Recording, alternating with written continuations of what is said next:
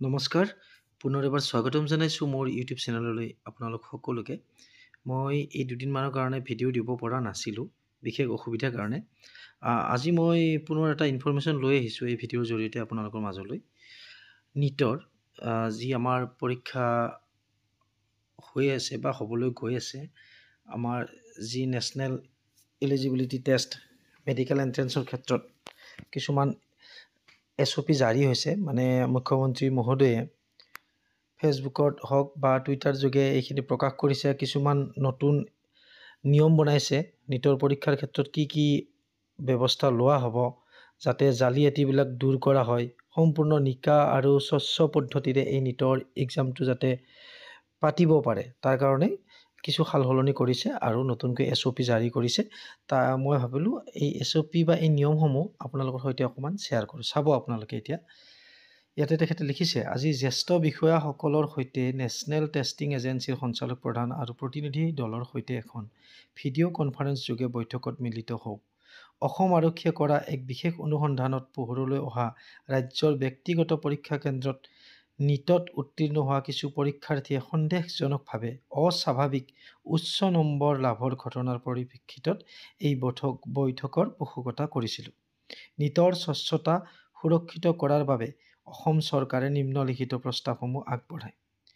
আপোনালোকে নিশ্চয় গম পাইছে, কিছুমান ব্যক্তিগত খণ্ডত বা ব্যক্তিগত পৰীক্ষা কেন্দ্ৰত, যিটো মানে প্ৰাইভেট ছেক্টৰত পৰে, গভমেণ্ট কোনো বিল্ডিং নহয় বা প্ৰফেশ্যনেলাইজড বিল্ডিং নহয়, যিবিলাক কেন্দ্ৰ, তাতে কিছুমান পৰীক্ষাৰ্থীয়ে অস্বাভাৱিক বুলি কৈছে, যিটো মানে নেচুৰেল নহয়, অস্বাভাৱিকভাৱে হাই মাৰ্কছ এটা পাইছে। আৰু এই হাই মাৰ্কছটো পোৱাৰ কাৰণেই সন্দেহৰ আৱৰ্তত গোটেই বিষয়টো আহি গৈছে। আৰু তাৰ কাৰণে এইখন ভিডিঅ' কনফাৰেন্স যোগে মুখ্যমন্ত্ৰী মহোদয়ে এখন বৈঠক বিচাৰিছিল তেখেতে, আৰু এইখন সম্পন্ন হৈ গ'ল। এতিয়া এই বৈঠকত কিছুমান প্ৰস্তাৱ আগবঢ়াইছে। এই প্ৰস্তাৱসমূহ মই আপোনালোকৰ সৈতে এতিয়া মই মাতি শুনাবলৈ খুজিছোঁ। চাব, প্ৰথমতে আছে ইয়াতে চাব, সকলো পৰীক্ষা কেন্দ্ৰ কেৱল চৰকাৰী বা চৰকাৰী সাহায্যপ্ৰাপ্ত মহাবিদ্যালয়ত হ'ব। আৰু দ্বিতীয়তে আছে, পৰীক্ষা সামগ্ৰী সৰবৰাহ, বিতৰণ আৰু সঞ্চয়ৰ সৈতে সম্পৰ্কিত কেইবাটাও সুৰক্ষাৰ প্ৰতি গুৰুত্ব। তৃতীয়ত আছে, পৰীক্ষা কেন্দ্ৰসমূহত প্ৰাৰ্থীসকলৰ আধাৰ কাৰ্ড আধাৰিত বা বায়'মেট্ৰিক প্ৰমাণীকৰণ। চতুৰ্থতে আছে, সকলো ক্ষেত্ৰত পৰীক্ষাৰ CCTV কভাৰেজৰ ব্যৱস্থা। তাৰ পাছৰ পইণ্টটো চাব, সকলো কেন্দ্ৰত তালাচীৰ বাবে বিতং SOP।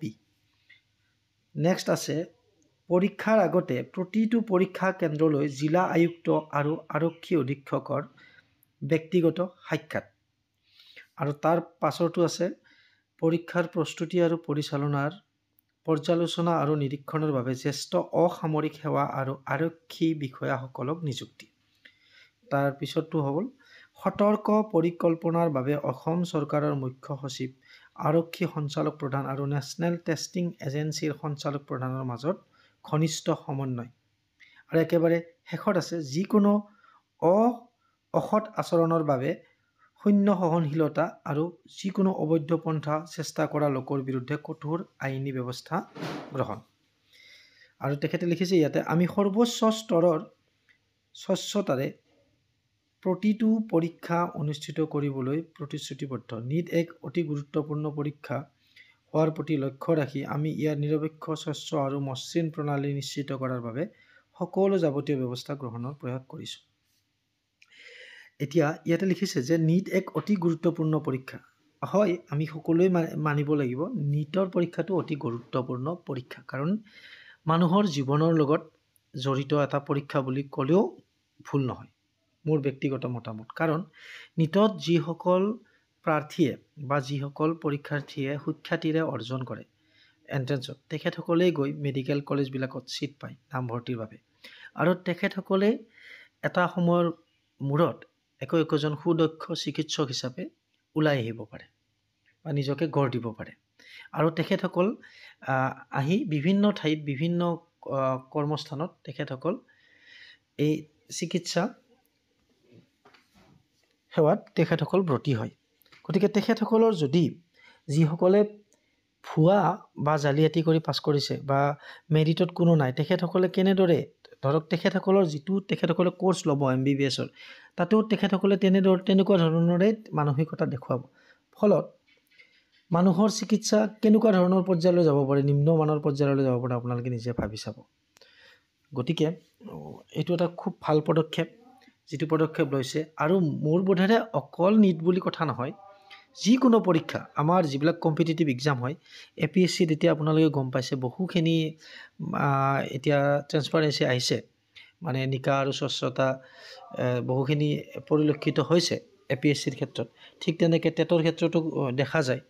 তাৰ মাজতে কিছুমান দুষ্ট চক্ৰই বিভিন্ন ধৰণে জালিয়াতি কৰিব খোজে বা আজিকালি পেপাৰ লিক হোৱা, আনকি HSLCৰ এক্সামতো যিটো অকল ক্লাছ 10 ষ্টেণ্ডাৰ্ডত যিটো পৰীক্ষা, তাতেই মানে কুৱেশ্যন পেপাৰ আউট হয়।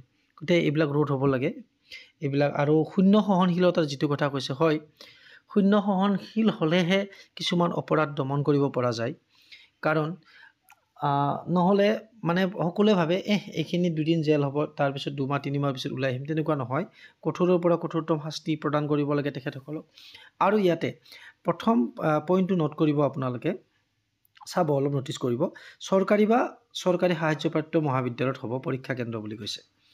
এতিয়া আপোনালোকে অকণমান আগত কৈছিলে যে ব্যক্তিগত পৰীক্ষা কেন্দ্ৰসমূহত মানে যিসকল পৰীক্ষাৰ্থীয়ে দিছিলে সকলোকে কোৱা নাই, কিছু সংখ্যকে অস্বাভাৱিকভাৱে হাই মাৰ্কছ পাবলৈ সক্ষম হৈছিল, আৰু তাৰ ওপৰত ভিত্তি কৰি সন্দেহ হোৱা কাৰণে এই বৈঠকখন পাতিছে। আৰু নিশ্চয় কিছু সত্যতা প্ৰমাণিত হৈছে, গোটেইখিনি কথা আউট নহ'লেও। গতিকে সেইকাৰণে চৰকাৰী বা চৰকাৰী সাহায্যপ্ৰাপ্ত মহাবিদ্যালয়ত হ'ব বুলি তেখেতসকলে কৈছে। গতিকে চৰকাৰী হওক বা বেচৰকাৰী হওক, যিকোনোতে নহওক, নিকা আৰু স্বচ্ছতাটো সকলোতে অৱলম্বন কৰিব লাগে। এনেকুৱা নহয় যে ব্যক্তিগত খণ্ডত যে আমি আমাৰ নিজৰ ইনষ্টিটিউটৰ নাম ৰাখিম বা কোচিং চেণ্টাৰৰ নাম ৰাখিম, আমি ল'ৰা ছোৱালীক পাছ কৰিম, সেইটো কথা নহয়। আমি আচলতে নিজৰ ধ্বংস নিজে মাতি আনিছোঁ।